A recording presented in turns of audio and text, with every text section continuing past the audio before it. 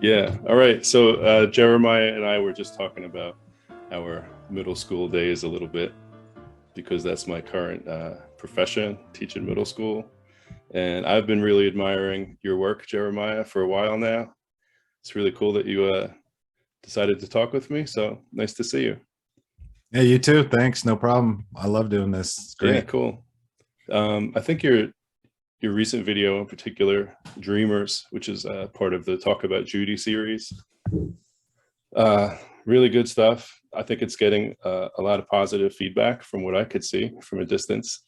I know people privately have been telling me, really, really nice things.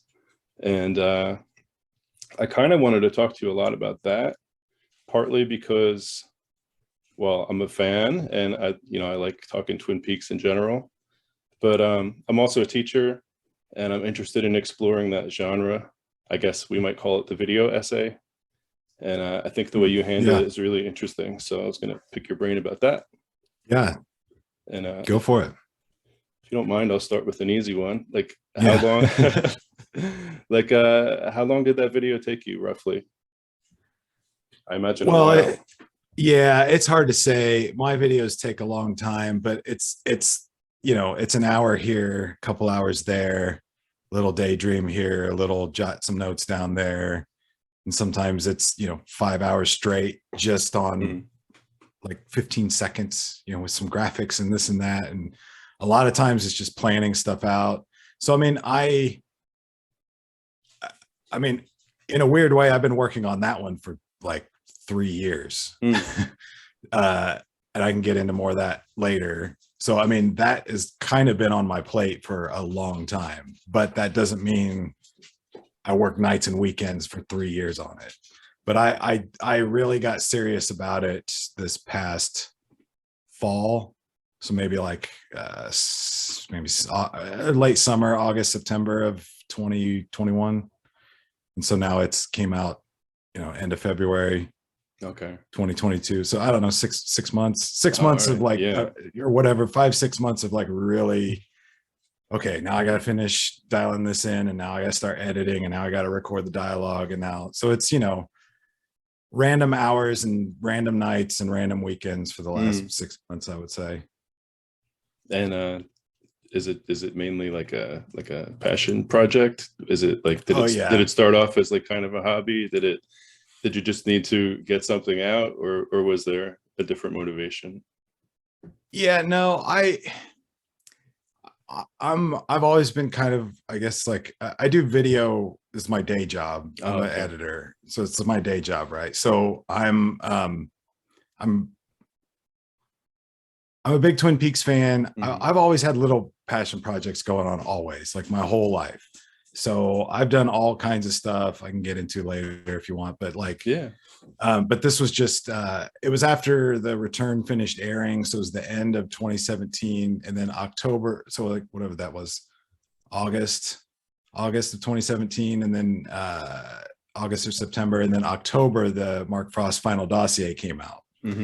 And so somewhere between the return ending and the book coming out, definitely by Christmas of 2017, I was thinking like, I need to, I've been a fan for, 20 years or whatever. Like I got something to say about this show. I can do a podcast. I can do something like this will be fun. Like, and at the time I was working, it was going to be a project with my sister. So my sister's a big fan and we talk books and movies and whatnot. So it was going to be a podcast. And then, she kind of got busy and I started thinking, I was like, well, I do video and I'm really good at video. Like I need to just make video podcasts. And then it turned into like, well, I don't want to be a podcast. Like I don't want to talk for an hour about just kind of loose. Yeah. It's like, so I'm going to make 10-minute videos about specific stuff like The Ring and Philip Jeffries and The Jumping Man and, that kind of thing. I was like, that'll be cool. I can do that.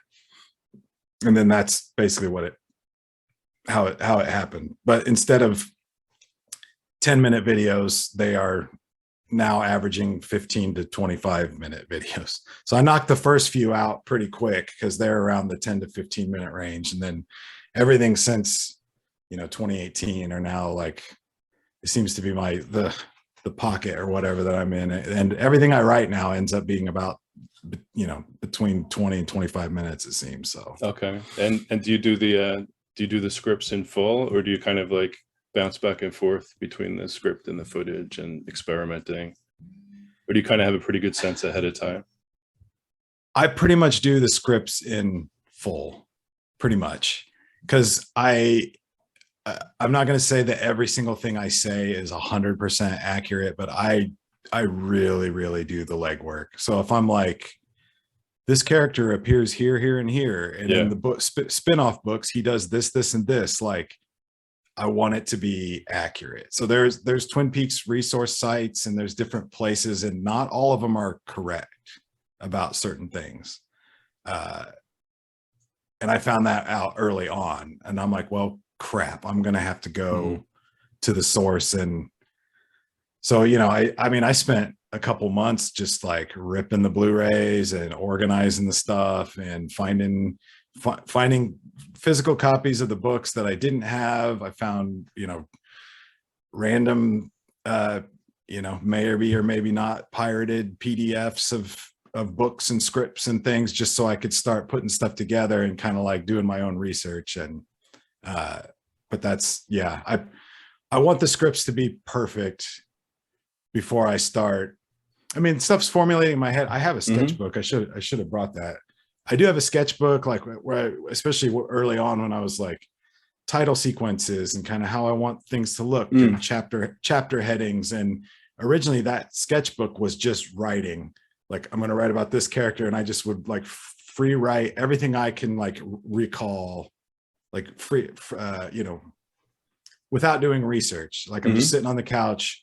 What is this about this character that I like? What do I want to say? What do I remember? What do I think is cool? What do I have to say that's unique about it? And then those scribbles turned into a Google Doc, and then which turns into an outline, which I start researching and fact checking myself, things that I've missed, things that I want to add, whatever. And then like 10 to 20 like cycles through that ends up being a fairly polished script. And then I go record the voiceover, and then I start cutting clips and music to it. And then graphics and tighten it all up is the last thing. Okay. Yeah, I would like to see that sketchbook. Maybe later, maybe we'll pause. And if that might be cool to see. Yeah, and I want to get into the weeds a little bit if we could later. But just to zoom out a tad, are you well, first of all, I assume you were an A student in English class, I would imagine. Oh, I was not gonna lie. Yeah, I was an honors student. Okay, yeah. Well, look, I used to teach high school. I teach middle school now, and I mean, structurally, content-wise, like fluency-wise, just the way ideas transition and move from one to the other, like all the elements of strong writing is there, and you could see it. So sometimes I'll look at one of your videos and sort of like lose all the visuals and just kind of hear the script. And I mean, it's damn good writing. So, so that foundation is there. Yeah. And I think that's probably the heart of it, quite honestly. But with your editing skill set, I mean, that's a language into itself, as far as I could see. And that's definitely a type of writing, just the choice of visuals and sounds and all those combinations. It's really cool. But okay, so I assumed you were a pretty good writer. And my question is, like, do you have any formal training in terms of like writing or video work, or are you mostly kind of self-taught as far as like what comes across in the videos? Is that a lot of self-taught or kind of formal? It's a bit of both. I wouldn't really describe myself as any different than any other artist or writer per se, or anybody that's good at anything, really. It's some of it you learn on your own, some of it you are taught, some of it you are taught and forget, and then it comes back to you later. Some of it you try to teach yourself, but you can't remember it until somebody. I'm a very what do you call that?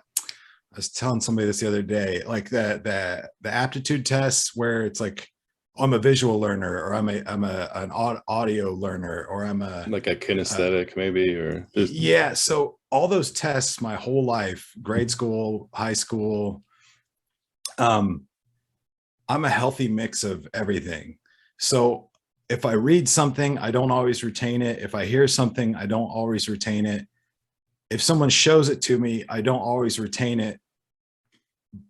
But if I get a little bit of all of that, okay, then I completely grasp it. I'll never forget it. And I can teach other people whatever that is. So does that make sense? Like, yeah, once I figure something out, like I totally have grasped it. But it's one of those, like, some things I prefer someone to show me. Actually, I would say 75% of the time I would just prefer someone else to show me. Like, I love teachers. I was a good student, but I was kind of like a jerk. Like, I was the smart kid that got good grades, but I was like really creative and weird and got bored easy and was always like kind of a pain in the ass. Yeah, I mean, so you were kind of like the rebel rouser kid. That's right. You were destined to spend your time doing like Twin Peaks stuff. Right. So, but I always, maybe wasn't always the best student, but I always valued like good teachers. And so, sorry, I kind of ran off the rails there, but no, that makes sense. I got to give credit to my mom. I don't know where my mom got this. Cool. I mean, she was a good student, but she was real good at grammar and proofreadings. And so, like, even book reports when I was like grade school, we had an old, dot matrix printer, so, and a word processor. So, like, I would write it all out and we would type it all up, then we would print it out. And then my mom would go through with a red pen and be like, this is wrong, or maybe you should say this instead. So my mom would go through. So, like, I think I've got that kind of thing kind of hardwired since, probably middle school, really. Like, so then high school writing and term papers and things, it's just kind of, I wouldn't say easy. It's always a challenge, but, and then, so I was doing video, and then I did go work. I was in the news for 2 years. Okay. And I worked on the digital team, and I would write articles. So,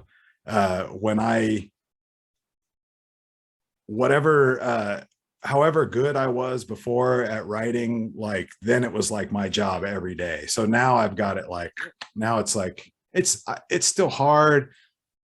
If it's a daily thing where it's like, okay, some race car drivers coming to Indianapolis to preview the 500 thing, and here's a press release, and here's some pictures, and you need to write this up and put it together. Like, that's that's, I can do that fairly quickly. Twin Peaks stuff, because it's my passion project, because I want everything to be perfect, because I research like everything and I want to make sure it's as accurate as possible, and because it's like like a hobby, right? It's, it's like, oh, I only got 20 minutes here, half hour here, whatever. So that's why that stuff takes forever. I'm like, oh, I'm a real good writer, I can write really fast. People, yeah, how's come your videos you only put out 2 a year? It's like, well, yeah, I know, because those take time, or I choose to take my time on that. Yeah, stuff. I think that's key as well. You choose to, and you're trying to satisfy, I would imagine, yourself. I would imagine you're trying to satisfy like the content itself, the art itself, the community to some extent. People who you've been in conversation with, or whose work you've read and admired, like you feel like you want to probably raise your game somewhat, or at least do the best you can, like put forth your best effort, I would imagine. Oh yeah, definitely. And yeah, I mean, for everything you just said is accurate. Like, and just I've done video and writing stuff now. I'm in my early 40s, so I've been doing this for like so long. So now it's like, I I want this stuff to last. Yeah. Like Okay. I want somebody in 20 years to be like, oh man, I found this YouTube channel and these videos are like 20 years old, but like, this is good stuff. You know, to the detriment of YouTube, the key to success on YouTube is constant content.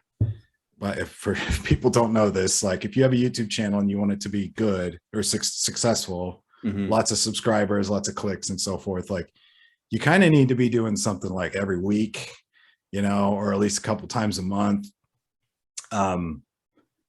But I'm just choosing to take my time and I had no expectations. I'm not into it for, I love getting subscribers. I love getting comments. I love getting views. I love all that stuff. I'm not going to lie, but like, that's not my motivation. My Hmm. motivation is I want to do a video about X. And if it takes me 2 years to do this specific video, and if that's the only thing I upload on this channel in the next 2 years, then so be it, is kind of my attitude. So Yeah. I'm just taking my time, no pressure, tackling each topic as I see fit or what I'm in the mood to do, you know. So Yeah. And I imagine you enjoy it as well. So I wanted to ask you about like just your process in general, specifically, like what do you enjoy about it? And like what do you enjoy about the results? And by all means, feel free to talk about the inverse as well, like things you can't stand or etc. um Preferably things you enjoy.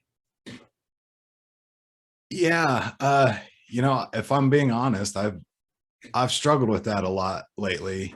And I'm actually surprised that I've kept this going. I'm a very, I like all different kinds of stuff. I like movies and books and traveling and concerts and music and I like all kinds of stuff. I pursue all kinds of interests, and that's why my past artistic projects before this YouTube channel is just like this long random trail of random stuff. So I'm actually surprised that I've stuck with it. And there are days that I wish that I would take the like quicker route. Like, man, just write some stuff and record it and like just get it up on the channel and people watch it and they'll like it and it'll be fine. I'm like, no, I'm gonna do it. It's gonna be Yeah. exactly how I want it. But it's tough, man. It's tough. Like uh,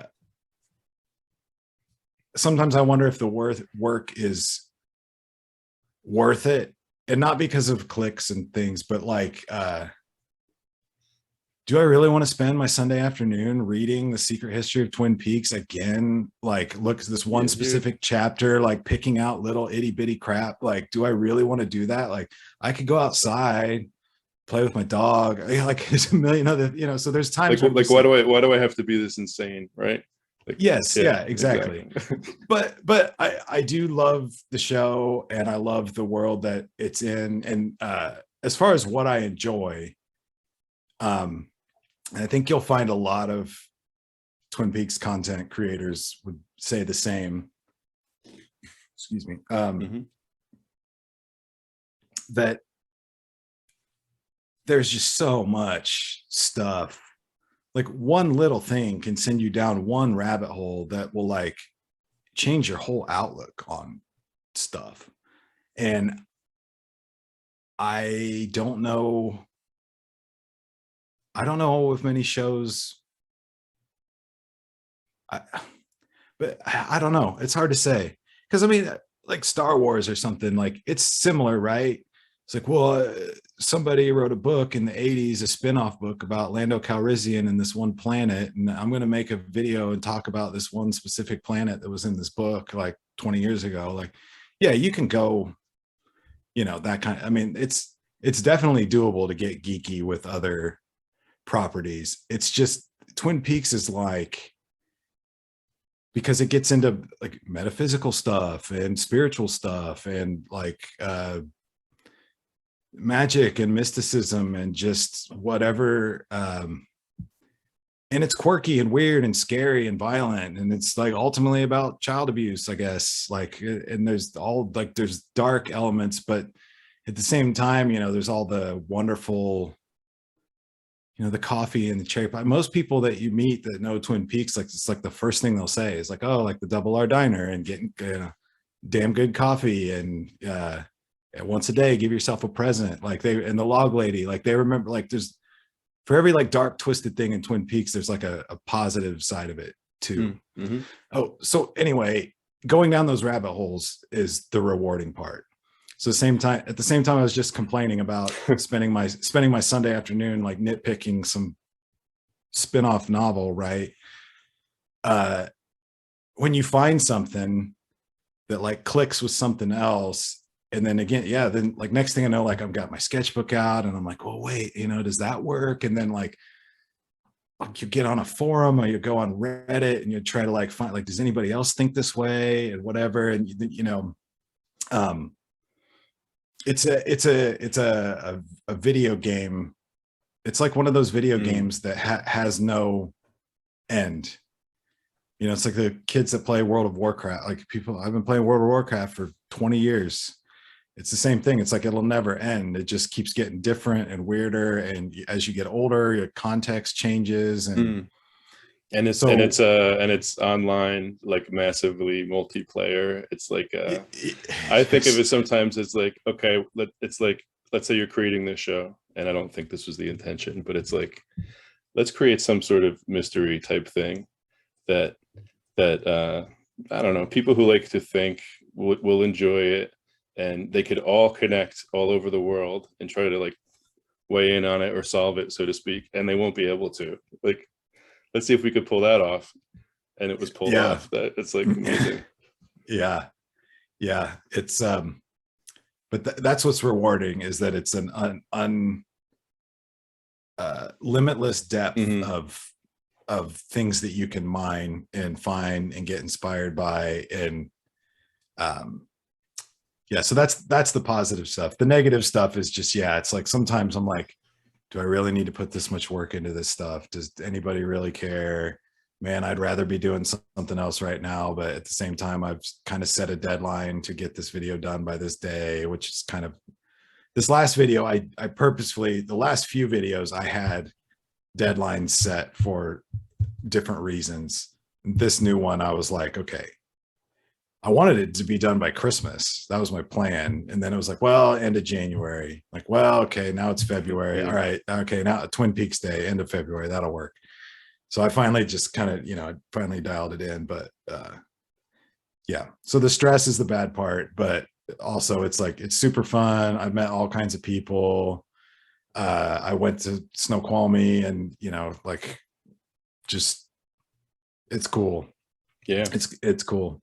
I do want to mention, like I said, I have lots of interests, and I do have a life outside of all this stuff. It's just noted. That's worth mentioning twice or three times, definitely. Yeah. But I'm a creative person, and even hearing yourself say it out loud sometimes, right? It's worth. Yeah, totally. But I am a creative person, and I've always needed a creative outlet.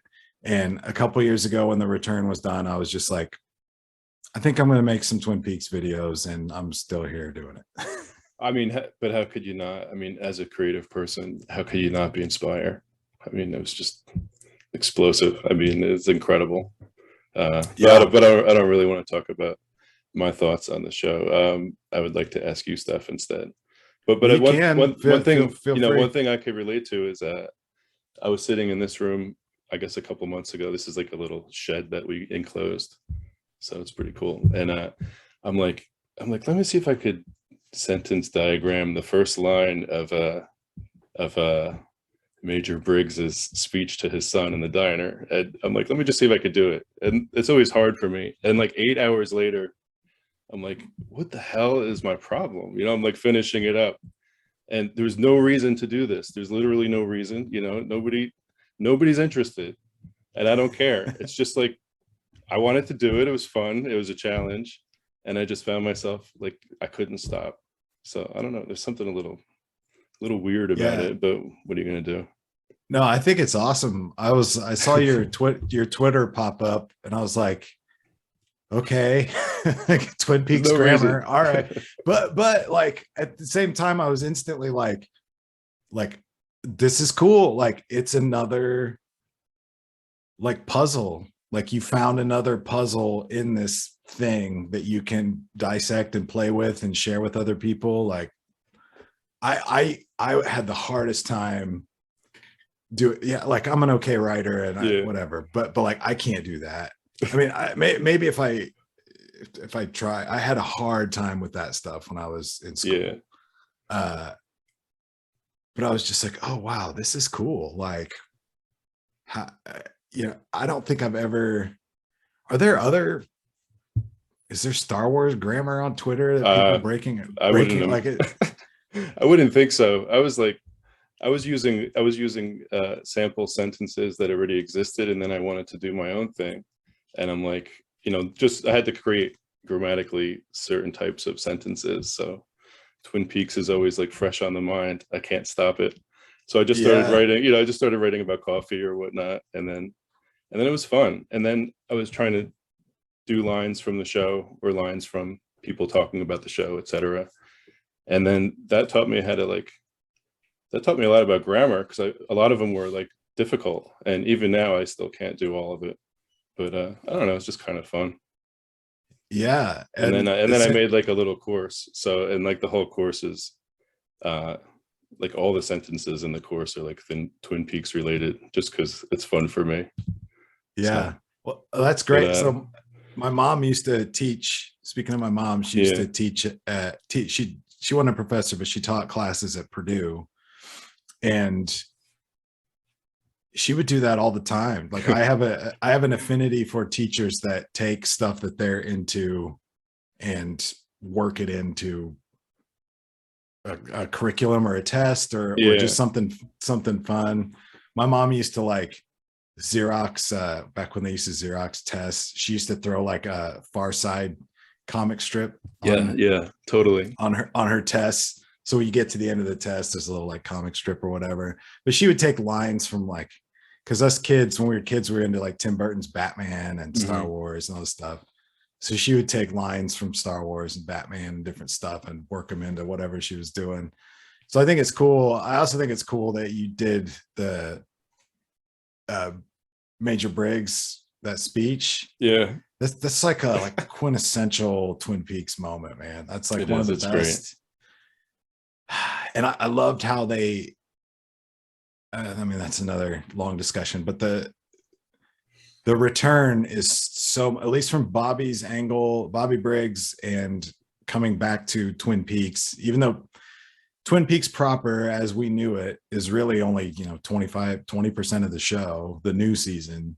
But the stuff in Twin Peaks, like almost all of it revolves around Bobby, and almost all of it has to do with his connection to his dad. And almost all of that was cemented with that speech, because there's not a real lot of screen time for Briggs in the original show.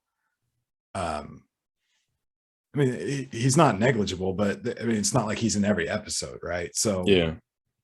But I love that. I love that scene is great. It's a great scene, and obviously, I knew this show was unique in so many ways, and to some extent, I think that this show tries to capitalize on everything that could possibly be done in a show. Like if something could be done with sound or editing or lighting or character or genre or story or on and on and on and on, they're going to try it out.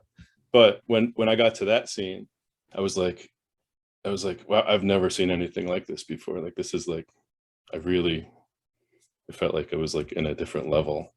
So it was a cool scene. But I wanted to get back to some questions just because I don't want to waste too much of your time. No problem. How about a real quick one? Yeah. And I think I might know the answer, but do you think it's important to have like a personal fingerprint, like on your work, so to speak? Do you try to do that, have a unique fingerprint, or are you just kind of trying to make a contribution in general and that's enough for you? No, definitely. I mean, I don't know. It's one of those, like, it's kind of a splitting hairs. Like if you're doing what you're good at, then your fingerprint's going to come through anyway. With this show, with my videos, to be honest, like I want them to be, I try to have a little bit of humor. I try to have a little bit of whatever, but for the most part, because this show is so dense and complicated and there's 300 characters and now it spans 30 years and there's books and this and that, like I wanted to make something that I wanted to see, like keep it simple, keep it dry. Like there's this character and in the show he does this, and in the spin-off books he does this, which contradicts what's in the show, but that doesn't matter because in the return contradicts the whole thing. So this is kind of everything I think about this character. This is kind of everything we know about this character. Oh, and you speaking of the editing, I rely more on the script than the editing. So it's ironic because my day job, I actually get more creative with the editing and the flow. But with this, it's very, I mean, I work really hard at the edits. Okay, I do. But as an editor, it's very much like this character does this in this scene, and I'm going to show that scene when I'm saying that line. And then when I say, and then he does this, when I say that line, it cuts to a different scene. Like it's very kind of, I want it to be straightforward. I don't want to talk about some abstract concept that people are like, well, when did that happen? What did that? No, I'm going to show that scene when I'm going to show that scene when I'm saying this thing, and that's it. And you're not going to cognitively overload anybody. You're going to try to match the text to the visual. Yeah, to try reinforce to each other whenever possible. Yeah, and just keep it simple, keep it dry, keep it clean. Don't show a clip of Bobby Briggs walking around in the woods when you're talking about Major Briggs. Why would you do that? Like it's kind of like show people what you're talking about. And then, but man, all the graphic stuff, I mean, that's all me. Like I took a lot of time with the graphics. Like I don't know if some of my videos when I reference the secret history, I don't show, sometimes I show the book cover, but a lot of times I show the ledger. I made an animation of the ledger opening up because everything in the secret history book is supposed to be in this ledger. Yeah. So I kind of like crafted this ledger and it opens up, and I kind of tried like the page setups, like you'll see like there's an image here and a little snippet of something here. So it's kind of like me cutting and pasting things, but I'm trying to stay true to like, this is the secret history, and I'm referencing the secret history book, which is basically a ledger. So I made my graphic setup look like a ledger. The final dossier is actually an FBI dossier that opens up, and it's like the folders. And so sometimes I scan parts of the book to build those inside pieces, the folders and colors and different things. Some things I make from scratch. Like a lot of it's just stock images and things that I color and change up or whatever. But I definitely, again, back to the sketchbook, like I want everything to be kind of cohesive. The Talk About Judy's have a lot of black and white footage, a lot of the same font. Talk About Judy kind of has its own look. Those videos do. My episodes, which reference the secret history and the spin-off books, I have graphic setups for all those books. And then moving forward, they're all kind of gonna, every time I reference Laura's diary, I'm going to go back to my Laura diary setup that's in the third episode. And then is that in a certain file on your computer that is easy for you to access? Well, or is it like, let me go and search for this and recreate it? It's organized, but it could be better. Because when you're building stuff, no matter how well you're prepared, no matter how, like I said, I've had all this stuff outlined. I've kind of known exactly what I wanted to do. But when you're building stuff, you're like, oh, this is going to live here because this makes the most sense. Well, after you've come out with 4 episodes, maybe that doesn't make the most sense to be in that folder. Maybe it should be outside of this folder somewhere else. So that's kind of where I'm at right now. Anybody that's watching that's into doing anything computer stuff, photography, video, anything, you're gonna constantly be organizing. What you don't want to do is just have folder, project, everything in there. Like, folders are your friends, people. That's all I'm gonna say. Yeah, and they will change, and they'll constantly change. I have a buddy, Rob, who's he's a teacher as well, and he's also a really good carpenter. And I walked into his garage last week, and it was the most immaculate, beautiful, like angel singing like environment I'd ever been in, because this guy is like the master of organization, and you could see it in like his final project. So I mean, these are just your tools. It's the same thing, you know, the digital tools, but still, you know, you have your toolbox here, you have your other stuff over there. For people who might know, and I'm not one of them, are there any certain programs or like tools that you use that are worth mentioning? Like, yeah, for other people who might be interested in making this kind of work, is there anything you might want to recommend? Or Adobe Kids, Adobe Creative Suite. Just get on board and learn all that stuff. Learn Photoshop. I'm in Photoshop all the time. I'm in After Effects all the time. Illustrator, not so much, but you kind of need to know the fundamentals of that if you want to get some certain things done. Basically Premiere for video editing, Audition for audio, Photoshop for building graphics, and After Effects for executing your animated sequences. I know there's other stuff out there. I'm not saying that, you know, there are free comparable programs. There are other things that will work, but that's what I use. That's what I learned on, and that's what, to me, I use it professionally every day. Yeah. Every day. So a lot, not everybody, but lots of production houses, design houses, those things, they're going to be using Adobe. But if there's kids watching or what, like, just learn. It's all the same though. Even though I just said that, it's all the same. So like video editing is video editing is all the same. So if you have some free software and you're learning it and it works fine, then go for it. Learn, like, just do that. If you can't pay for an Adobe thing, that's fine. Because someday, even if you get hired and you're scared because, like, oh crap, like I learned everything on this and now I've got to learn everything on Premiere.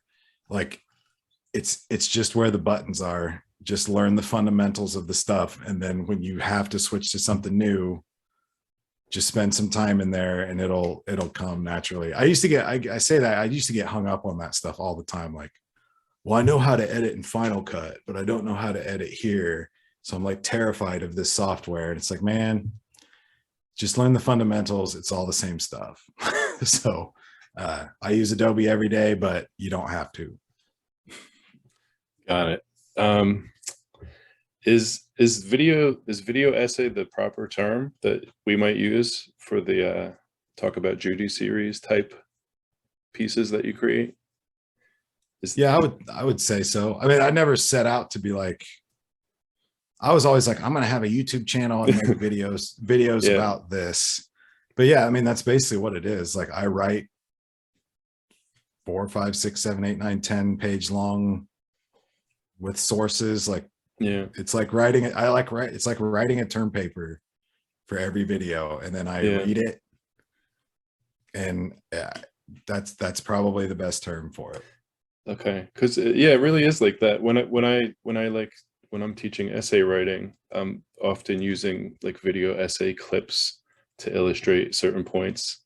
And like your Dreamers video, for example, I noticed that it kind of has a classic structure. There's like the introduction, there's like literally like the 3-body paragraph type section, and then there's the closing.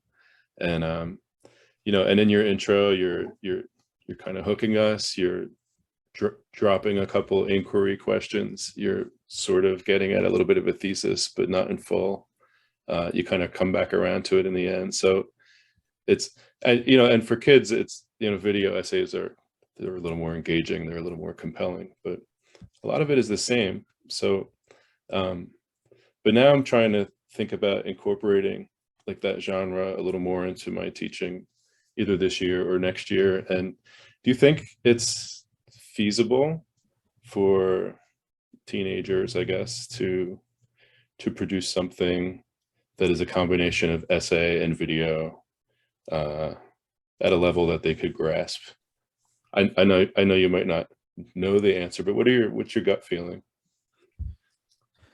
I mean, I think it would be a challenge at the age that you're talking about. However, I remember being that age and thought, well, I could do anything. Hey man, I think it's a great idea. I think you definitely should try it. I think that kids today, or the young people today, are infinitely farther ahead with tech than I was, probably than I am right now in a lot of ways. All these kids watch YouTube. All these kids know exactly what you're talking about. Again, your random unboxing video or your random dude complaining for 3 hours about how he hated the new Star Wars movie. I mean, that's the kind of stuff that kids, or not kids, people in general watch, or short, funny stuff. Like my style of video essay, I think, is a little, I wouldn't say rare. I don't know. I'm just saying your average 13-year-old kid is probably watching Twitch, people playing video games on Twitch, or random unboxing videos, or Pokemon Go. I don't know. I have no idea. But they'll know what you're talking about. If you're like, hey man, see this video right here, and you show it to them and they're entertained by it. You're like, hey, this is basically a book report. Somebody did a little bit of research and wrote down his opinion about a book that he read or a movie that he saw, and then he put images to it, and that's a successful quality video. I think they get it, because all these kids I know, got my buddy at work, he's got kids that are younger. He's got a couple kids that are younger than kids that you're teaching, and they've already started YouTube channels. Yeah. I mean, actually anybody that has a Google account now has a YouTube channel technically. So, it's never too young. And yeah, dude, like, that's all I'm doing. Like, what I'm doing is not profound at all. I'm like you said, like, I'm basically writing an essay. Like, I have an intro that kind of like, hey, this video is going to be about this. And then I break, like, hey, I was thinking about this, so I decided to make a video about this, and we're going to talk about A, B, and C. And then paragraph 1 is about A, and paragraph 2 is about B, and paragraph 3 is about C. And then at the end, you say, thanks for watching my video. I hope you learned something about A, B, and C. And then that's it. Like, that's every video I've ever made. That's it. So,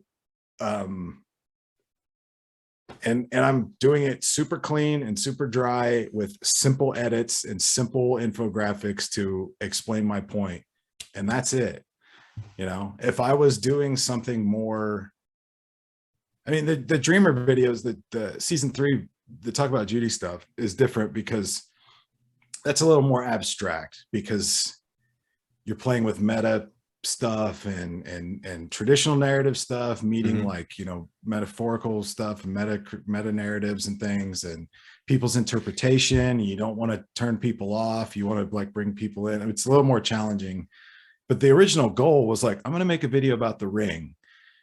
And you watched the original show, and you watched Fire Walk with Me, and you watched The Return, and none of it makes any sense. Well, now you can watch my video about this one specific thing, and then maybe this will make a little more sense about this specific thing. So my episodes, proper episodes, and my travel documentaries are very A, B, C, D, cut, point, edit. Like, it's real simple stuff, really. So I think kids would get it. I think they'd be into it. you should try it out and just see what happens. Yeah, Even if give it a it's whirl. like, even if it's like, you know, when I was in high school, it was just PowerPoint. It's like, okay, kids, like even if you can't find a video, find like one picture that fits this paragraph you just wrote, or this sentence or whatever. Like find one image, you know, or find a video clip. Just keep it super simple. I think they get it. Yeah, I like what you're saying a lot, and thank you for that. I do appreciate it. And you know, and part of my job would be to build the bridge between, you know, some of the higher level maybe models that we might examine and what we're producing. But yeah, my students make video book reviews and stuff, and they use that approach a lot. So they, you know, they'll put slideshows kind of with their narration over the top. So it's perfect. They have some so skills I mean, to begin with. Yeah, that's all I'm doing, man. Yeah, it's just that my graphics are good because I've been doing Photoshop for a while, and my editing's good because I've been doing video for a while.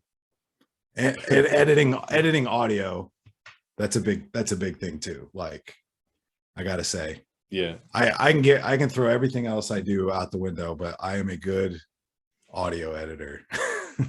I've been doing that longer than anything else, probably. So okay. So what makes you say so? And like, can you give an example? Like I believe you. I'm just no, I used to do I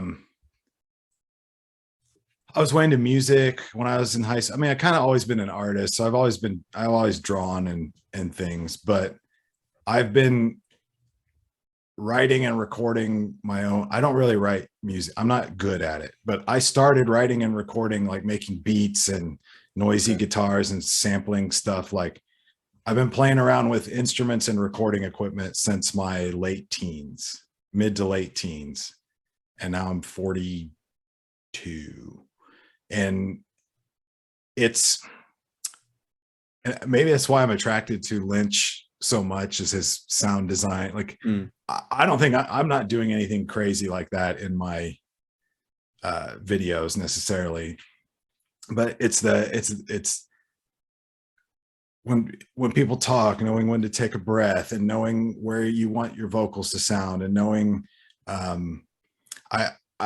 I'm still a little disappointed with some of my videos, actually, with the music levels. I think things could be louder. I mix a lot of things in headphones, and sometimes I'm not always in a soundproof room, or sometimes I am in a soundproof room in a studio, and it seems like, oh, the music's like nice and loud, and my vocals are right where I want it to be. But then I mix it down and I put it on YouTube, and I'm like, I can't hear the music. This is crap. Yeah. So I whatever. But it takes work. Is like, how do you blend? If you got music in one section that's supposed to blend in another section, I don't know if you know, I am proud of how I'll take the background music of a scene, and then I'll blend that into, like, you know, Laura Palmer's theme, and then that'll like hard cut to like some static and some, you know, David Lynch sound effects as I'm doing a transition. And that, like, there's a lot going on. I'm not blowing any minds. I'm not David Lynch at all, but editing sound, you know, you don't want your vocals to be the only thing you hear, because music's, in my opinion, music and background noise and all that stuff is super important. But if your music's too loud, then your voice sounds like you're fighting. It sounds like, oh, the voice is like struggling to get over the music, and that's just that's not good either. So, but like, I've recorded like punk bands, and I've recorded on 4-tracks. I used to do like Reason and electronic, you know, sampling and sequencing. And I don't have a degree. I never did any professional work in a studio, but just playing around with the 4-track tape, playing around with Pro Tools, playing around with all this kind of stuff. It's like, you know, things need to breathe. You know, I try to record my voice as fast as I can, or I try to read my scripts as fast as I can, because I don't want to waste people's time. But you need to know when you need to take a breath. You need to know when you need to do stuff like that. But it's all of that. Audio editing is, or engineering is all of that. It's making everything clear, make everything sound good, but being creative with if you're going to cut to something else, like if you're talking about the original series of Twin Peaks and then you're going to start talking about the return, I mean, I don't want the same piece of music just running through it, unless like the theme. If you're talking about violence in the original series versus violence in the return, and you want some like heavy music going through the whole thing, that's fine. But if it's like you're talking about Bobby Briggs in the original series, and then you're talking about Bobby Briggs in the return, you want some contrast there. So maybe pick two different pieces of music, but then you got to figure out, are you going to hard cut? Are you going to like crossfade those? Are you going to blend those together? Are you going to find another little sound bite or sound clip to kind of bridge the gap? You know, and everything's got to flow. Everything's like everything's like music.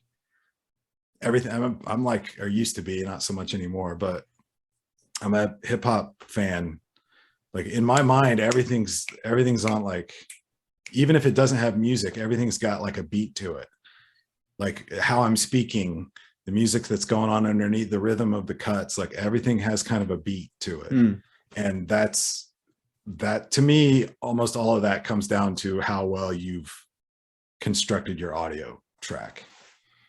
Yeah. If your audio track, if your voice is, if your cadence is good and your points are getting across and the music is solid and the transitions are going and it's just like magic, then the video stuff is like easy, in my opinion. I mean, it's hard. You got to go find that clip. It's like, oh crap, I talked about when Major Briggs hugged his son. God, what episode was that in? All right, I got to go like, I'm going to have to look this up. So then going to find the clips is a pain. Yeah. But basically, yeah, like audio is key. Sorry, that was kind of a long. No, that's great. I mean, a long explanation. It's really interesting. It's a full composition, and I think for somebody who's casually or even intensely watching, there's a lot of what you said that we wouldn't really think about, wouldn't notice up front, particularly like the fact that there's like a sort of musical through line, even in the vocals, so to speak, even in the speech cadence. Yeah, it's and the fact that if you get that audio part right, it's easier to build on top of that. And excuse me just for a sec. I'm gonna try to share my screen. Let me know if this is working. Yeah, I can see it. Okay, so I got 3 monitors going. So all right, I'm gonna shrink it down just to make it a little bigger. Is that okay? Oh yeah, totally. So this is just some stuff that I noticed. Particularly, I was looking at the Dreamers video, but I watched a bunch of others as well. And there's a lot of, obviously there's a lot of parts that are synthesizing together here to pull this off well. Let's see, can we just talk for a couple minutes just about like this top section? Because I'm curious about maybe the research process, but maybe more so, let me think what I want to say. Maintaining some sort of coherence and fighting against maybe confirmation bias, possibly, or how do you get to your ideas? All right, here's the question I want. I'm gonna steal this from something I think maybe John Thorne said recently, and I think he was saying I think his approach to staying honest is writing. So I think he's somebody who thinks by writing, and if he could write his way through something and get to the end, that's like his test that he has to pass. Now I could be totally butchering that, but and then other people, they like to do their thinking in their head or through talking. I don't know, how do you do your thinking, I guess would be my question. It's the same. It's writing and sketching. It's like I can't remember. I know what you're talking about. I saw it was on Twitter, right? I saw his quote too, right? Or was that privately? It might have been. Remember. No, I think it might have been. He had a recent episode. with the On his Counter Esperanto oh yeah podcast. yeah Maybe yeah yes yeah that was yeah a good yeah. one. That was really good. I And haven't I haven't got through all of it. I started that. I like those guys. John Thorne is great. Um, yeah, man, like you have to write. Like, I'm sorry, kids. Like, you have to write it down. Like, you have to. Like, you can talk all day. People talk all day. Like I said, I love calling my sister, and that Laura Palmer Infinity Loop Scream whole thing. Like that was all cooked up in my head, and I could see it, and I could start to explain it. And, you know, I got this idea, and like this totally makes sense. And like, but I wouldn't say all the time, but like I had to call my sister, be like, hey, does this make sense? Like, look, like I think this is kind of all. Remember when the thing and the infinity loop, and like I think that's like because the screams they match up, right? She's like, well, what do you mean? I'm like, well, I picked the screams apart and they all have the same elements. Like there's flashing lights and there's a doubling audio track and then it cuts to black and like it's the same thing basically. So like, what if, you know, if she's the dreamer, then that's when she wakes up, is like that next morning. And if Twin Peaks basically they turn the story into a Mobius strip, then that's where it crosses back over and starts over again, right? And she was like, holy crap, that's right, that makes sense to me. And it wasn't as coherent as that, but I was like, dude, like I figured it out. I didn't figure it out. yeah. I don't think that's the answer, and I'm really trying to get that through my video. It's like everybody's got their own interpretation. You don't have to like what I think. And oh, sorry, but yes. Listen, you strike, in my opinion, you strike a nice balance between, you know, you acknowledge that, and but you know, but you're putting forth your take, you know, unapologetically, but you're not sitting there saying, you know, it's the final take, and but I think it's a good balance, I guess, is what I'm trying to say. Yeah, but you have to write it down, man. You have to. Like you can make some sketches, you can talk to some people, you can run some ideas, you can talk to yourself all you want. But if you're not writing it down and reading it back to yourself, I mean, that's not the reason my scripts take so long. It's like, well, if I say this about this character and the next sentence I say this, both of these are objectively true, but if I say it like this, it's going to sound like I'm contradicting myself, because I am, because that's the nature of this show. So I need to work in something in here reminding people that this is all about, that this is another contradiction and a line of contradictions. And then you can move forward, like, as you know what I mean? So like once you get it down and writing, once you get it written down, if you can hand it to somebody that has no idea what you're talking about and they can read it and go, oh, okay, that's what you want. It's a good test. You know, yeah. Like, I mean, obviously I'm not going to hand it to my grandma who's never seen Twin Peaks. Like she's not going to know what I'm saying, but you get what I'm saying. It's like, so I give my scripts to my sister a lot, maybe not so much lately, but like often I'll just be like, hey, here's the Google Doc link. What do you think? And, you know, and then maybe the next day or 2 days later, be like, oh, I read that. That was pretty good. Kind of long. That was good. You know, or I didn't understand this. It's like, oh, okay, maybe I need to. And then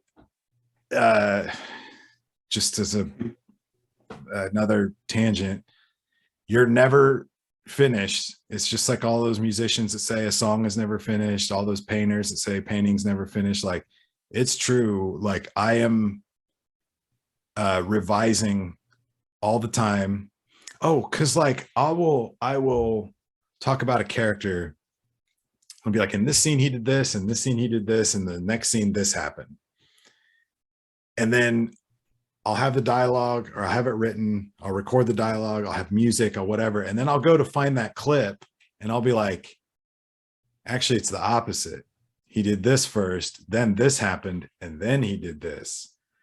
So if I have this clip on screen and it's saying what I originally thought or what I originally recorded, it may even technically be correct, but it doesn't, what I'm saying doesn't match what's happening in the scene that I'm putting over that line of dialogue. So I will go rewrite. So I'll basically do a rough edit.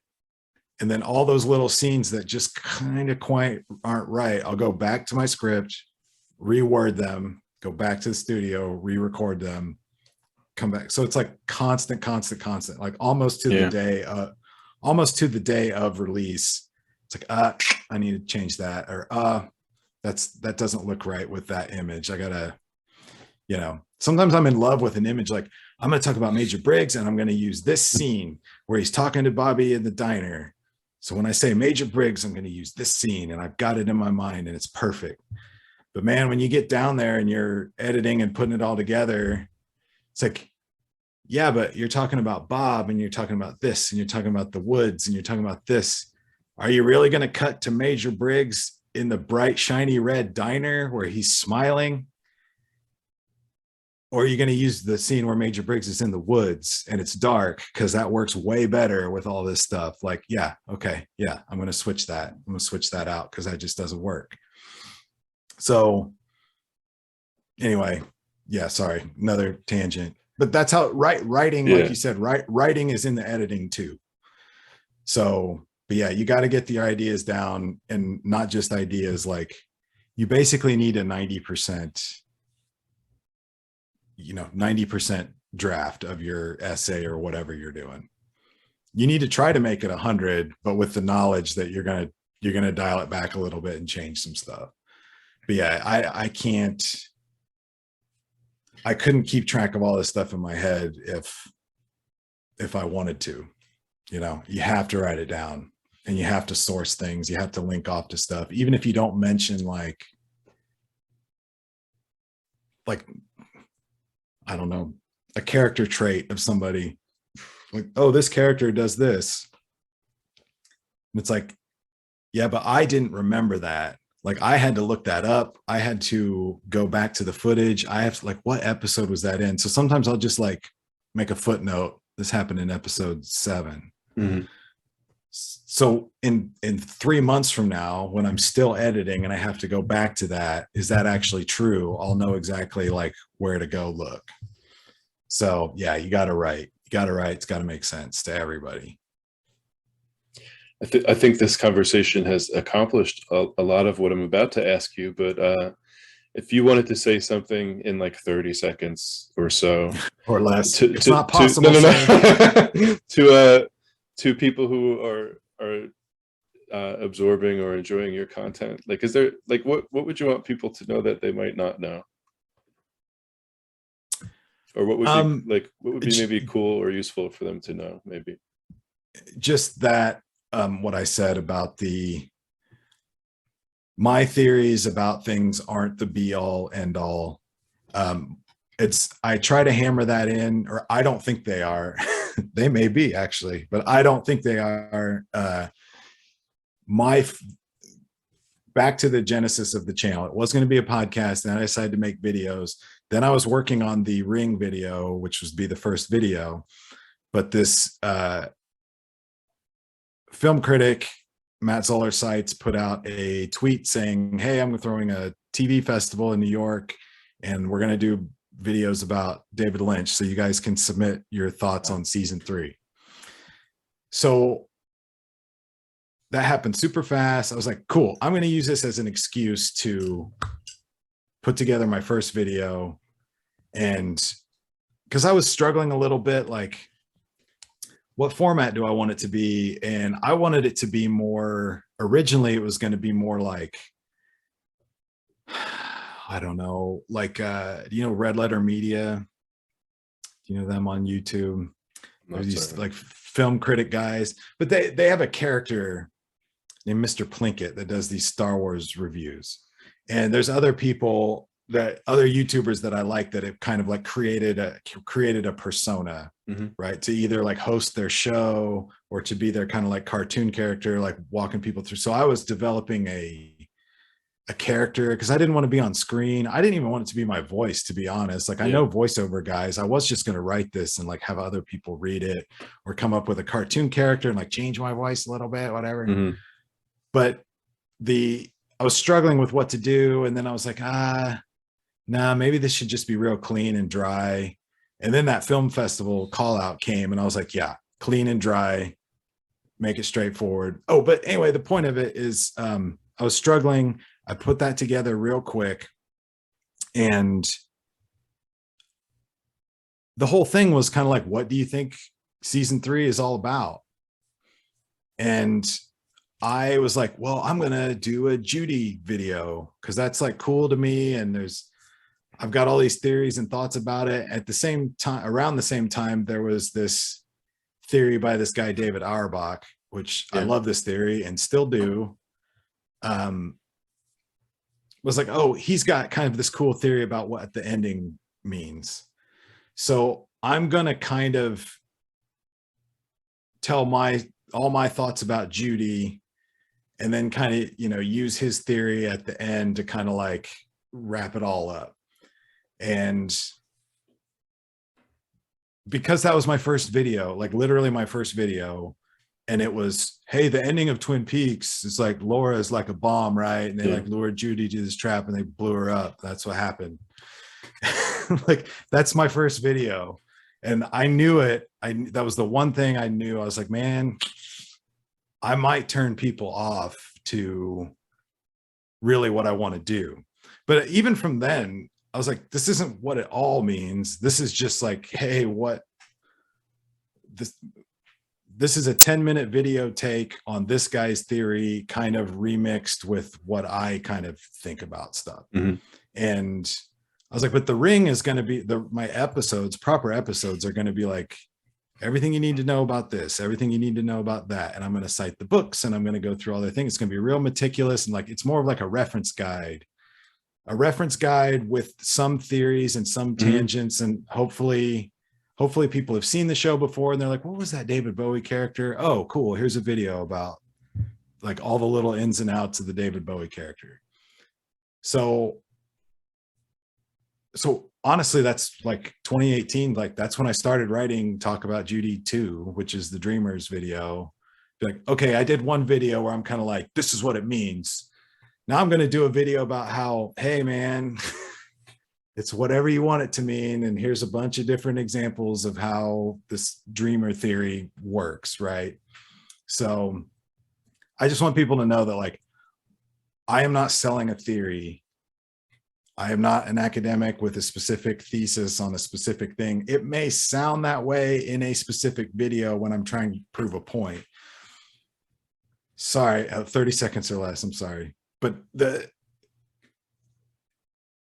was another big challenge why it took so long for me to actually get started is like, how do you concretely talk about something that's not concrete?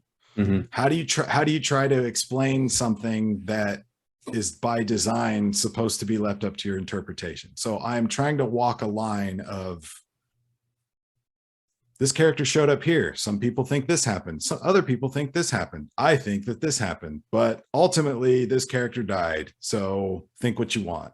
It's kind of how I'm trying to walk that line here. So that's why I tell people, like, I'm not trying to sell you a theory like some other videos on YouTube. I don't have a specific, my theory is that it is designed for everybody to come up with their own ideas. That's my theory, that's correct. That is true, by the way. The dry stuff, the dry sort of summarizing stuff, I think is really helpful. I found it helpful. Just take the ring video, just for example. There's maybe a couple minutes where you're literally just trying to identify every moment where the ring shows up. And it's just helpful to sort of gather that all in one place as sort of like a preamble before venturing into any interpretation. I just think it's like good form, I guess, as an English teacher. It's good form. It's polite, sort of. It's helpful. It's useful. It's productive. And then it's a nice launching point to some of the more like exploratory stuff, or trying to synthesize. They say, I say, we might say, you might say, like that kind of approach. Yeah, is like another 5-10 minutes okay? Just because I know. Oh yeah. Okay. Can I let me go grab another drink. Yeah, you got it. I'm going to pause too. Cool. Okay. And we're back after a break and some recording mishaps on my end. So Jeremiah, I have to thank you for being so accommodating and patient. And Jeremiah tells me he's back bearing gifts. So maybe this turned out to be a happy accident. And what do you have for us? I'm excited. I think I'm going to give you a first look at, we were talking about writing and how you just got to write everything down, write it down. And it'll help you work through things. And so I basically have a sketchbook. When I started the idea, when it was going to be a podcast and it was going to be videos, I just had this random sketchbook that I bought and didn't really use, so it was just kind of sitting around in the basement. And I'm like, I'm just going to grab this. And I just instantly started just writing in it. And it was all, so a lot of it is just like text, just wall-to-wall text. So I even came up, I mean, it's not exactly, but you might be able to see there's kind of a mission statement there, like an overall theme of what I'm trying to do. And okay. Yeah. Cool. Then you've got the first Owl Cave Ring notes, because that was going to be the first episode, and so before I even started drawing anything, it was all just writing. All of it is, ideas, just stuff from memory, so that was the Blue Rose Task Force. Originally, these are all going to be in different orders. I tried to spread it out, but I mean, this ended up being the Philip Jeffries episode. Okay. Wow. Basically, at some point, when I'm ready to do the video, I sit down and type all this stuff up and make an outline. Here's the first look at the convenience store. So, which I haven't done an episode yet. I'm hoping that'll be the next one, basically. That'll be so great. I haven't done that episode yet. So are you just kind of ripping through that as fast as you can? Are you kind of speed writing, or are you a little more like structured? Yeah. No, I mean, this was kind of so if you can see on the left there, I had Laura as an icon, kind of more bullet points. And then on the right, where it's just solid text, is just, basically everything I can, I don't care about spelling, don't care about grammar, don't care about whatever, but try to make an adhesive or cohesive thing.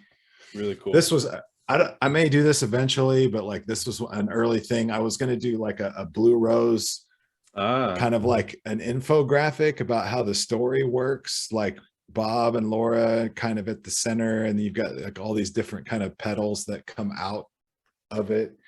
And again, I don't know if that got too complicated, or I may come back to that eventually, or maybe that was just help.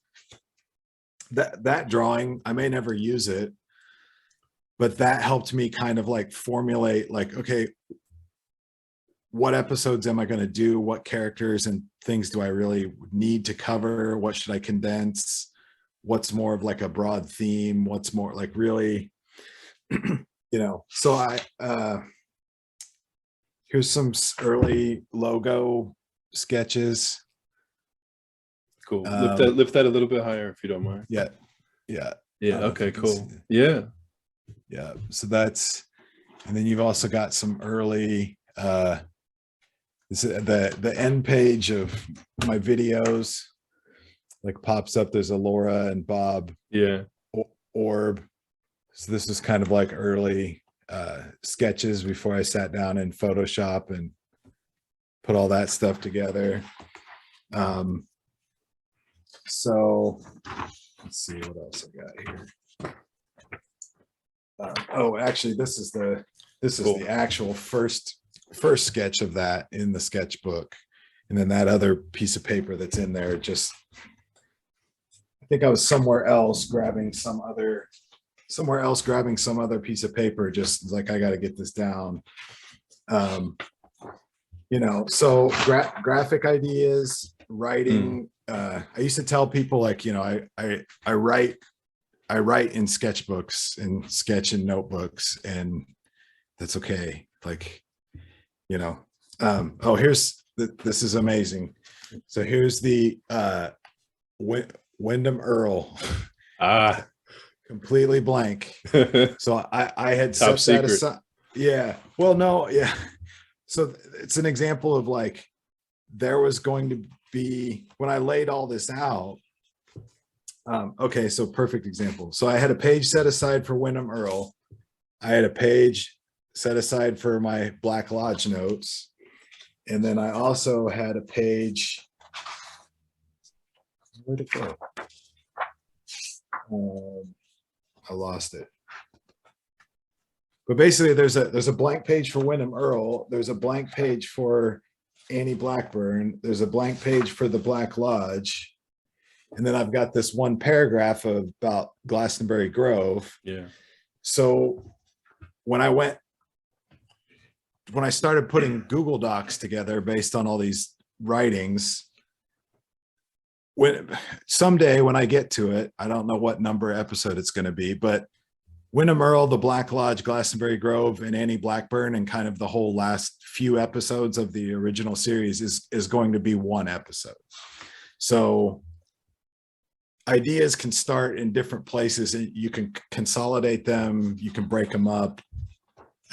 My first episode was The Ring, and the second episode was Philip Jeffries. That was actually going to be one episode, and my titles were going to be more thematic. So episode 1 of Take the Ring was going to be called Between Two Worlds, and it was going to be about the ring that kind of exists between two worlds, and it was going to be about Philip Jeffries that kind of exists between two worlds, and it was going to be more thematic. Got it. But then as it evolved, I'm like, no, man, like I want this to be super nerdy, right? Like, or it's got to have at least a part of it has to be super geeky, and I want to break down every single appearance of the ring. Well, that's going to take 5 minutes. So you're trying to make a 15-minute video about the ring and Philip Jeffries. Like, no, these need to be separate. Yeah. So then that broke that apart. So I had all these episodes grouped by themes, and then I'm like, no, that's not going to work. So I'm going to just break all these apart, and then I restructured the whole thing. Yeah, and I wonder if that's going to happen with the Wyndham Earl, Glastonbury Grove, Black Lodge, Annie Blackburn episode. I wonder if that's going to happen. You might have too much content.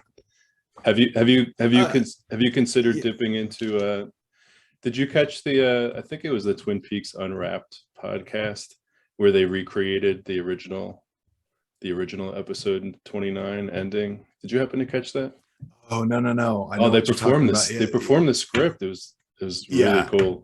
Yeah. That's I have a bunch of their episodes like bookmarked.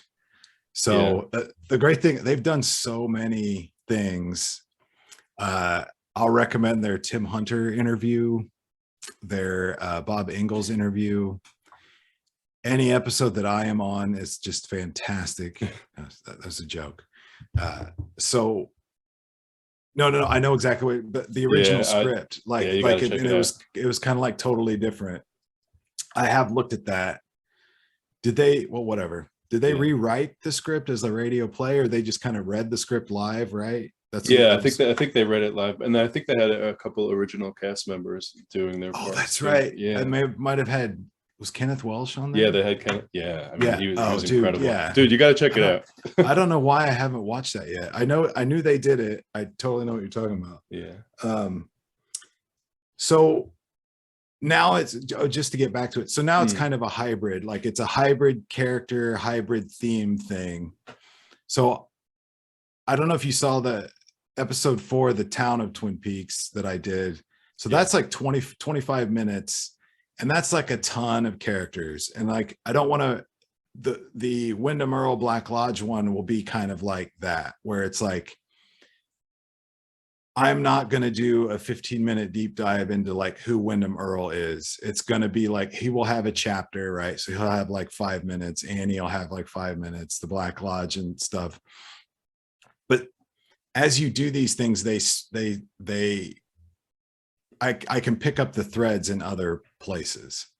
So might as well just tell you, I haven't told anybody this, but my Town of Twin Peaks episode, if you notice, my first several episodes are all, besides some of Jeffrey's where I get into some of the return and obviously the ring and stuff, but like the Laura maybe a little bit, but like I'm mostly sticking to Fire Walk with Me and the original series stuff and the spin-off novels and things like that, because my goal is in maybe like 10 episodes from now, I'll be exploring the return more in depth.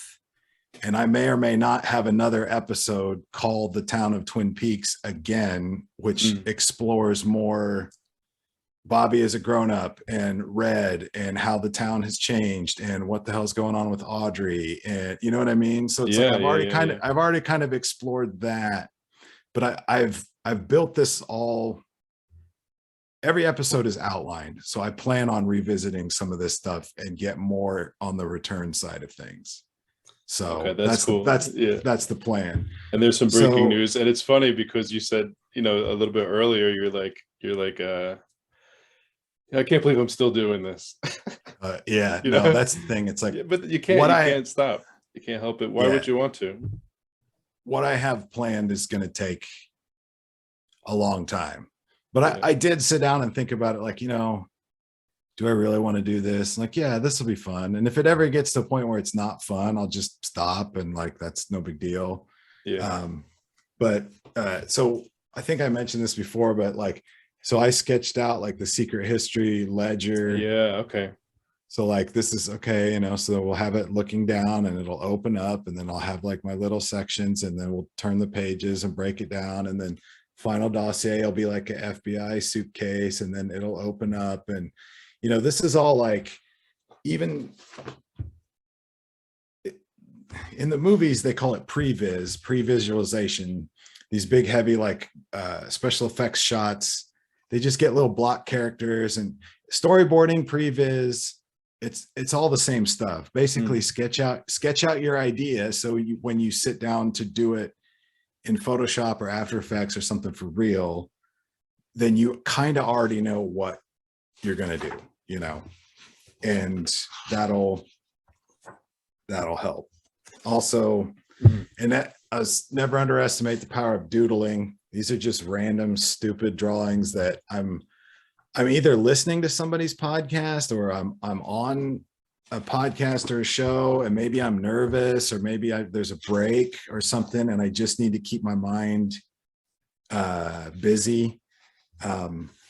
Interesting. Yeah. Yeah. Never discount doodling as a, stress reliever or just to keep your mind from wandering. I'm trying to find if there's any other cool little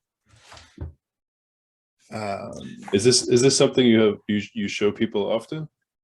I feel like this is a peek behind the curtain. This is really cool. Yeah, no, this is exclusive. I can't remember if I've never, somebody may be like, oh, you showed me some of this stuff. Okay, but so here's some exclusive. Eventually I'm going to do a Bob episode. So I've got some like, what a Bob logo might look like. And like, I think my chapter titles, like one chapter might be the ceiling fan and then another might morph into an owl. And then, so you got the Bob orb and the demonic backwards Beeb and Leland. And then, just notes about what I want to cover in that episode, what are the main points. So, and then most of this stuff again is already, so here you go. Here's the beginnings of Talk About Judy 2, which is now Talk About Judy Dreamers, but Dreamer Cooper, the site's John Thorne's John Thorne's original thing. John Thorne had a thing in Blue Rose, and a lot of it was about the FBI pin. So I don't know if his FBI pin doesn't make it through when he crosses over from the mob zone or whatever back into the real world. His pin doesn't make it through, and then it shows back up again at the end. And John had this theory about that represents like the whole Cooper, like the actualized Cooper, like the agent with a mission, like the Cooper that we know, and how that's pretty much absent the whole return, which is, and that spills into like maybe the real Cooper probably never really left the lodge, and how Dougie's more of like a projection of him, the same way that Mr. C's like his real body, but like the evil version of him in his real body. And like, and I get into that in the video too, is Cooper being the dreamer, that and Tim Kreider agrees. It's like, basically he's behind the curtain the whole time. And then there's like a meta implications to that as well, which gets into Kreider's theory. So it started with John Thorne's theory of his own, his introduction to Tim Kreider's theory. And I was going to talk about them two talking to each other, which was also in the Blue Rose magazine. And then on top of that, the Hollywood trilogy and the Owl Creek Bridge stuff and all that stuff. And then again, ultimately, after 2 years, that ended up getting condensed down to whatever, 10 minutes or whatever I ended up doing in the new Judy video. Yeah, I see. I had a pretty strong visceral emotional reaction actually to that section of the video. I was familiar with a lot of what John Thorne had said. I read the Kreider article like multiple times. I have that one bookmarked, and you sort of resurrected it in the video in an interesting way, where something happened. I'm not exactly sure, but something happened, and it caused me to really like not think, but like kind of re-experience a lot of what was happening, and it was very cool. And I couldn't articulate it to you now, but it's just one of those things. It was really good. I think one of the positive things of me being able to, so like I said, I spent like my whole Christmas vacation exploring all of that Thorne stuff, the Kreider piece. And I went on vacation to the in-laws. My wife and I went to see the in-laws in Washington, DC. And I had a lot of free time. I almost had, I had 2 weeks off of work, and we were there just chilling out. And so I just curl up on the couch, and I would read, and I would write. I would write in the sketchbook, and I read and write and read and write and read and write. And then like you internalize all that stuff. So then when I was like, okay, John Thorne is going to write a new thing, so I shouldn't spend too much time with that, with his angle, because his angle has changed already, because it's been 2 years. So I can throw all that out. I can throw all that. It's like, I mean, to be honest, dude, I didn't read the Kreider piece. I haven't read the whole thing in probably 2 years, but because I read it a bunch back then, and I wrote a bunch of notes took a bunch of notes, wrote a lot about it.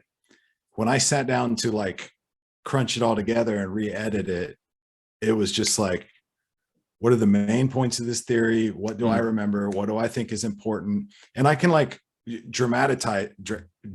Dramatize it. So I'm glad that you got a reaction out of it, because that was my other fear. I was like, well, like, man, this theory is like, now it's like 3 years old. Does anybody care? Are people over this theory? I still think it's cool. I still think it's one of the coolest. Like, I kind of even disagree with it. Like, I don't watch the show and think like, oh, this is a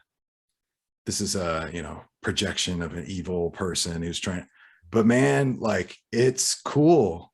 It totally flipped the script on Cooper, because there's other, I don't want to get on a tangent, but there's whole like Cooper's a white knight and he's a flawed character. And there's all these other kind of theories as to what's going on with the return and what's going on with Cooper. And then Kreider just totally just like went all in and be like, no, man, like, and what nails it so hard is the comparison to the Hollywood trilogy, because that you really can't, that's the hardest thing to argue with, because all three of those movies have the same theme. And this is the next, it's the logical evolution in Lynch filmmaking from Inland Empire. As much as there's elements of Eraserhead in his older films, as much as it's Blue Velvet and Twin Peaks, and like, it's like, man, yeah, what if this is all a dream of somebody who is a dream or a projection or a mental game or whatever, however you want to look at it, because he harnessed it to Lynch's last 20 years of movie making. It's like, yeah, this totally makes sense. I can totally get on board with this. Yeah. It was really cool. And in fact, I was tutoring earlier tonight, and guess which short story we read? We read oh, nice. we read An Occurrence at Owl Creek Bridge, and the kid had, he went through the whole progression. Cool. To the end. So he had a he's yeah, like, when you read that for the first he's time, like, wait a minute, like, did time, he's like, wait a minute, was there like a time break or something? Was this some sort of dream fantasy? And it was really cool. It was like he was talking about that's great. the article. So but anyway, I'm afraid I'm gonna steal too much of your time, because you were very generous to tolerate oh yeah, no my recording no mistake. Yeah. No, I'm glad we got to fix this. And that's so cool you read that to that kid. I kind of the same way. I'd love to go back and rewatch like the pilot of Twin Peaks for the first time again. That would be great. Reading Owl Creek Bridge for the first time is pretty great. It's mind-blowing. That was my first time. That was my first time revisiting the story after the Twin Peaks angle. So it was really cool. Yeah. So you have one last else? thing. Yeah. I know we got to go, but so another thing I did was to scan the pages to create graphics and to steal little snippets. I bought a copy of The Secret History of Twin Peaks and the final dossier to basically dismantle it. And I have every page in page protectors, and I got little post-it notes, and I find little nuggets of information and like little things like, oh, this is the page where they talk about the woodsman. Oh, this is the page where also something else I did. I went through page by page, section by section, and wrote my own outline. So I don't know if you know the book that well, but like, yeah, you've got like pages, and it is kind of sectioned, but there's not, it jumps around in time. It has these just random, like different titles, different sections have like these little different titles. And it's like, okay, the coming of what is a section? Well, what's in the, okay, well, that's the Jack Parsons stuff. And like, oh, okay, like this is this section. But I went through and made an outline that's like, page 7, opening statement of archivist. Page 27 through 28 is the Russell letters. And, 28 through 32 is the Meriwether Lewis stuff. So I have like a quick reference outline, that breaks apart the whole book. So I can easily jump to a certain page. Okay. Yeah. So, and this is pragmatic research stuff. This is not just your personality type, right? Or maybe a little bit of both. Okay. A little bit of both. Yeah. And I also got some mini 3D glasses for you guys know. Yeah, for the cool page. Yeah. Some of the pages have, different colors. So I have spare 3D glasses in here. So I've actually The Secret History is so big. It's 2 of these binders actually. Okay. So the other one's behind me, and the final dossier. But yeah, I've meticulously gone through this whole thing multiple times, and I still find stuff. I still find stuff all the time. So it's destroyed my life. But no, I'm just kidding. Sort of. Yeah. But yeah, I appreciate you being interested in this stuff. Is this yeah, for sure. Is this typical amongst people who kind of do what you do regarding like the Twin Peaks stuff? I have heard, I remember when the book came out, I remember somebody else talking about how he was taking it apart. I can't remember who that was, but I didn't do it. I didn't do it until I like really got down to it. So I think I did my first talk about Judy video, but I think when it was like, okay, episode 1 and it's the ring, and I try not to just like, I'm trying to graphically kind of recreate the pages. But if you notice, like, you know, the book is tall rectangle, the video screen is wider. So I basically have to take things apart, and I take little snippets, and maybe I'll take the headline and the thing. And so I want it to feel like the secret history, but I also don't feel like I'm not. And again, the graphic package is supposed to be like the ledger. Right. So I have a little play. I want people to see my graphics and be like, oh, that is from the final dossier book, or, oh, that's from Laura Palmer's diary book. But, you know, every single little thing, I'm not, you know, I don't, basically I steal from his books to make my graphic setups, but I don't, I try to steer clear of just like literally just copying, like, oh, here's this page. I do that sometimes. Yeah, I do that sometimes. There's a couple videos of mine where I'll just have the page kind of scrolling, and then the page will turn or whatever. But the thing is I really don't. I don't know if if you're doing other video essays or just writing in general. Like, I don't think you need to take apart. Like, it's a bit excessive, but it's because it's Twin Peaks, and it's because it's this book. So like, for those that don't know, like, this is the book is styled like a scrapbook, like a dossier, and it jumps around in time. It's just like the show. There's a bunch of characters. It's funny because Mark Frost is like, it doesn't really have a whole lot to do with the return. It's kind of its own thing. But like, man, like, the more I read it, it's like, there's a lot there, and there's a lot that tells you about what may or may not be going on in the return. And it's the same thing. Like, you have a character who's kind of going through, it's the scrapbook of Dougie Milford, who is basically your Agent Cooper, but from, you know, back in the 1950s. And it's his scrapbook.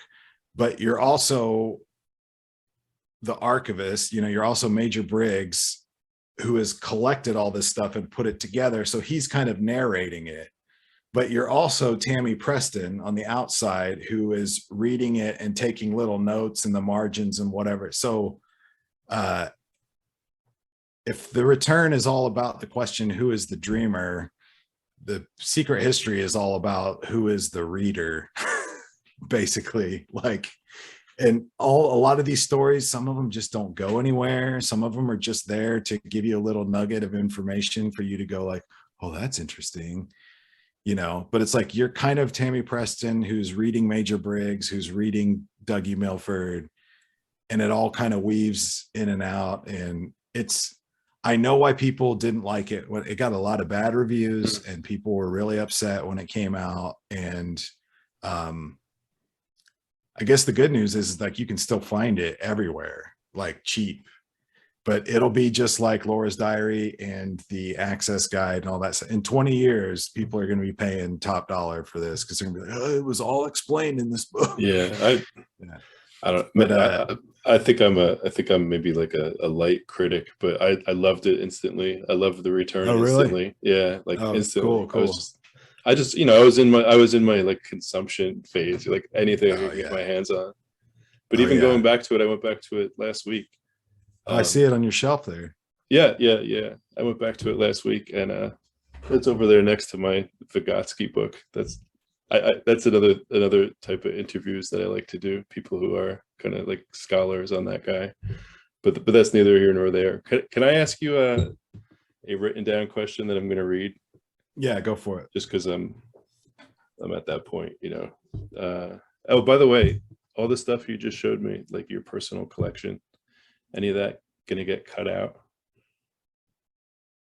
All cool? Nah, I don't care. Yeah, you can show. Yeah, I mean, it's not like if someone wants to screenshot it and be like, this fact is wrong, or you know, what was he doing when he wrote this? Like, I'm more thinking about your students. Yeah, good. Like, see, like, this isn't perfect. This is all different. See what you see, this text, if you actually pause it and read what I wrote here, and you actually take the time to go watch my video, like, yeah, there's going to be different stuff. It's going to all, like, that's not what matters. Yeah, it's what matters is that, yeah, it's your brain has to work. You have to tell yourself the story. You have to internalize it. It has to make sense.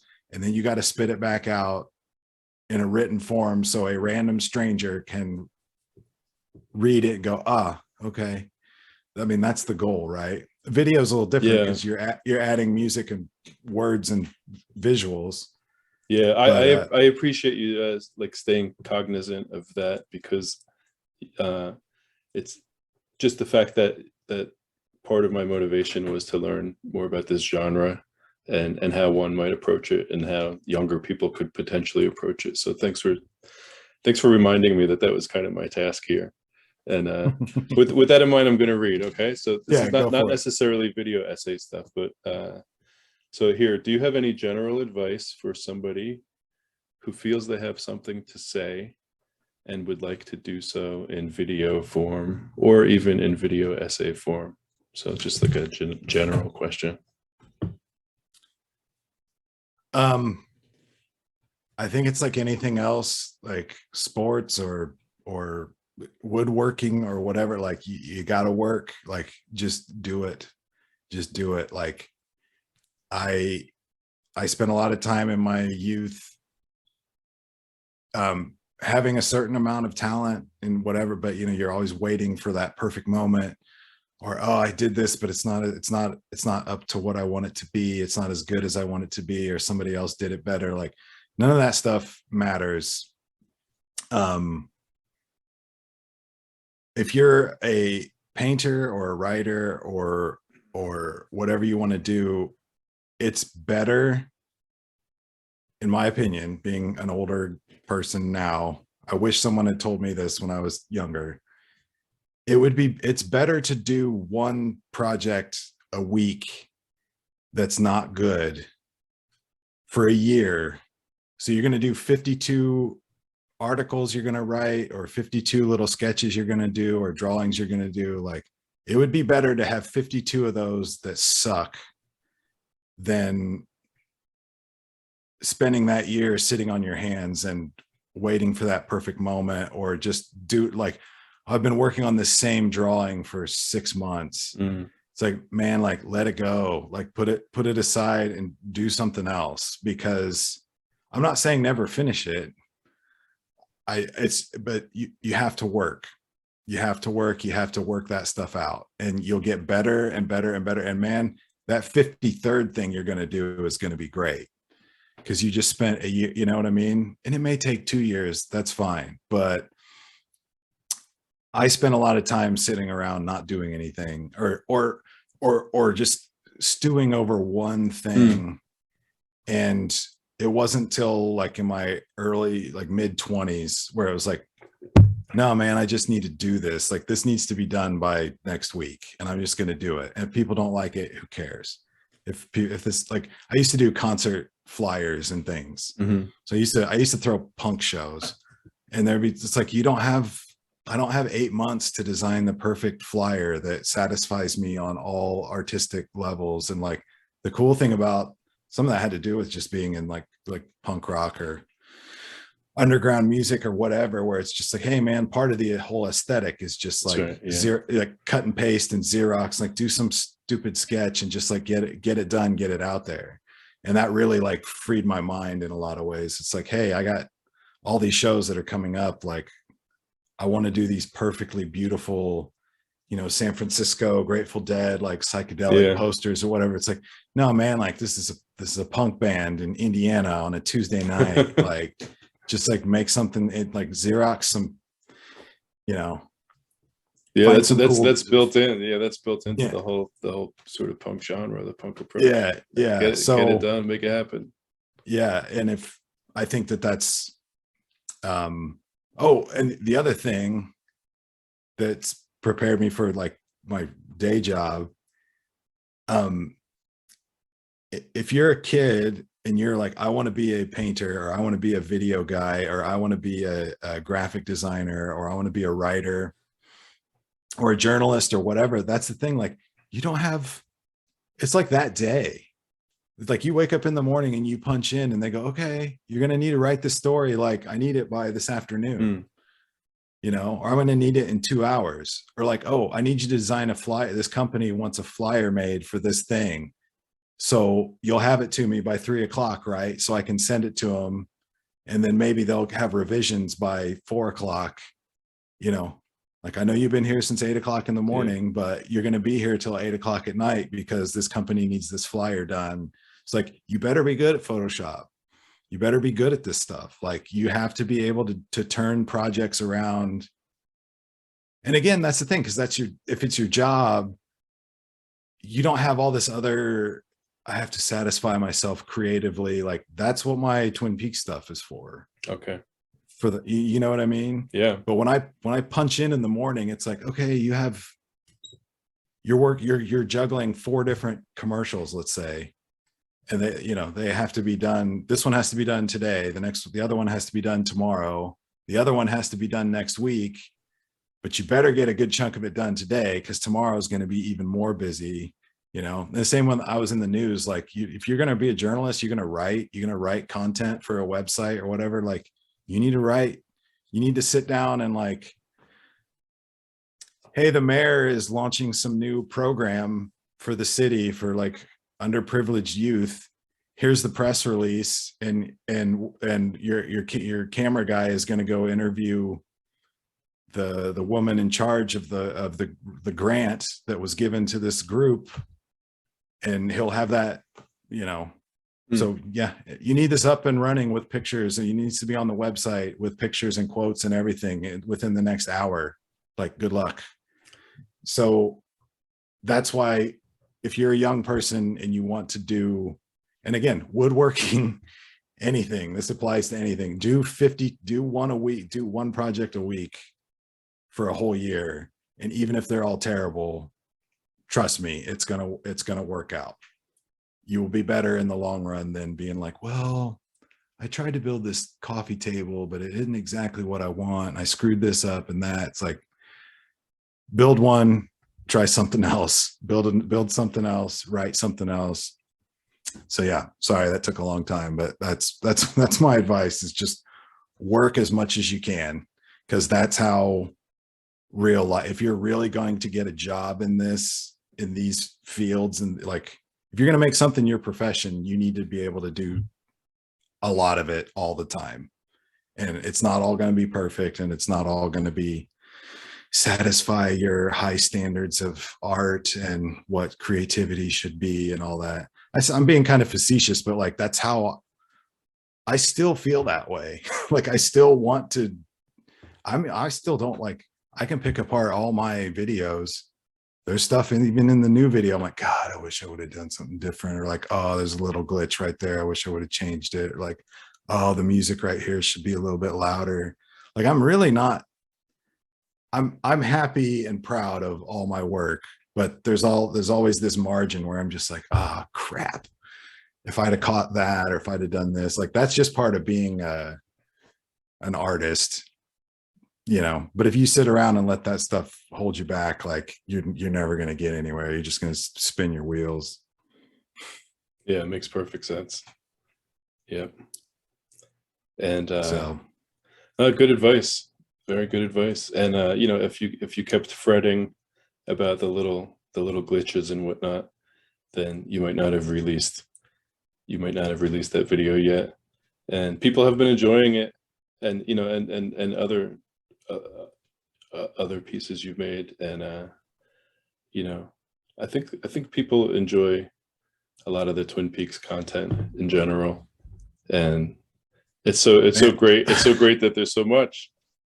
I was going to say, I hate to interrupt you again and go on another rant again, but that's another great thing about this show that a lot of shows just don't have, or not as much. But like, I mean, the fan art alone, Amazing. Yeah. like there's like some of the best artists I've ever seen are making Twin Peaks stuff like for fun, you know, and some are selling it and making good money. Other people are doing like, oh, I did this amazing painting of Dale Cooper, like stepping in a puddle of cherry pie. And now I'm putting it on the internet for the whole world to enjoy. And, you know, your jaw just like hits the floor, like, oh my God, this is amazing. So, you know, again, just kudos to the show and the whole framework. It's a playground for artists everywhere. I mean, there's people making fan films, there's people doing paintings, there's people making comic books, there's people like me doing video essays and breakdowns and stuff, and like John Thorne and other people writing books and magazines. And I mean, my whole shelf, I got a whole shelf back here that's all you know, the women's studies and David Lynch and the Twin Peaks Unwrapped. So Twin Peaks Unwrapped is like the biggest Twin Peaks podcast, and they've been doing it for 10 years or something. And they've interviewed everybody. They've talked to all the actors. They've talked to all kinds of people. They have fans on the show. They have, you know, like it's thousands and thousands of hours of amazing content, and all because of a show that was on for a season and a half 30 years ago. Yeah, it's amazing. You know, one of the things that jumped out and stood out to me talking with you today is you have really special family connections, it sounds like. And I love how much you referenced your mom and the influence she's had on you, and then your sister and all that. And I just thought that was pretty cool. I wasn't anticipating that part of the conversation. But that's just, I guess, when it's all said and done, that's one of the things that jumps out. And I think, I don't know how you feel, but it sounds like you have a pretty good deal going as far as that goes. Yeah. No, I probably don't tell them enough. I probably should. But I mean, it's my dad. He was a model maker. Like he built little like Indy cars and little figures and things. Like he's had stuff in museums. He still builds models and dioramas and things that are in museums and all kinds of stuff. So that's kind of where I get my like artistic talent. And then I have a brother who's close to, like, we're almost the same age, and he's the same. Like he's a great artist, and his day job is in video. He's out in Los Angeles, and like that's his job is doing video. So like we're all kind of in a not necessarily all in a creative profession, but like we're all of everybody in my immediate. So I have a brother and a sister and a mom and a dad. So like our immediate family, we're all either good at writing or good at painting or drawing or art stuff. And it's all, that's where I get all of it, is just constantly kind of being around that stuff. So like my dad taught me how to paint, my mom taught me how to write, and my brother and sister and I just, we all do all of that stuff. So yeah, that's cool. I'm sure they're very proud, and that's really nice. And maybe when this comes out, I'll show them. Yeah, you'll have to let me know what the review is from mom. Okay. Oh yeah, I'm sure they'll love it. Okay. Well, I really appreciate this whole conversation. You know, it was really good getting to know you and hearing all about your story and your process. And I hope we keep in touch. Yeah, totally. Message me anytime. I really appreciate being on your show. And what, like I was saying, you're I think it's cool that you got on Twitter and you kind of brought this new angle to Twin Peaks, like breaking the grammar structure down. And it's kind of this whole new like layer of like another puzzle that's buried in the show. And I think people dig it. And I hardly ever get to talk about like the craft. Like, it's I don't know if I've ever talked about writing. Like, you know what I mean? Like I've actually been writing for quite a lot, like Twin Peaks stuff and working in the news and different stuff. Like I've written quite a lot, and I don't think I've ever sat down and talked to anybody about it. Like how my brain works, or how do I go about writing stuff? Like, never really thought about that. So this was like super fun. Cool. Super fun for me. Good. I'm glad I could bring that to you. And I think we'll wrap it up. Yeah. But we'll keep in touch. How's that sound? Yep. Message me anytime, buddy. Yeah, man. It was really cool. Thanks again. Cool. Yeah. Okay. So we signing off. Yeah, I'm gonna